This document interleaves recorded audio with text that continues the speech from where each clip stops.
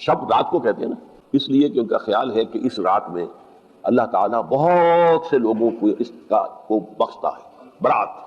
اللہ تعالیٰ جہنم سے ان کو رستگاری عطا فرماتا ہے۔ اس کے ضمن میں جو صحیح احادیث ہے صرف ایک ہے،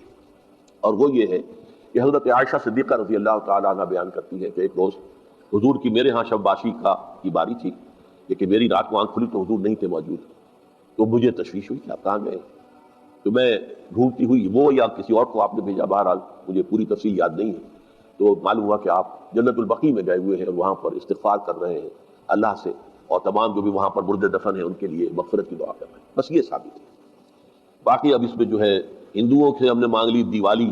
تو دیوالی جو ہے وہ روشنی کی جا رہی ہے اور بتیاں جلائی جا رہی ہیں، تو مختلف لوگوں سے ہم نے بورو کی ہیں چیزیں، جیسے عید میلاد النبی ہے وہ ہم نے کرسچن سے بورو کر لی،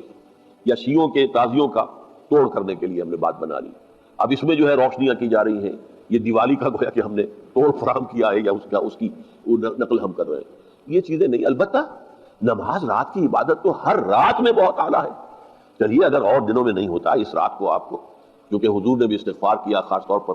جا کر جنت البقیع میں، تو اگر آپ بھی کریں، نماز پڑھیں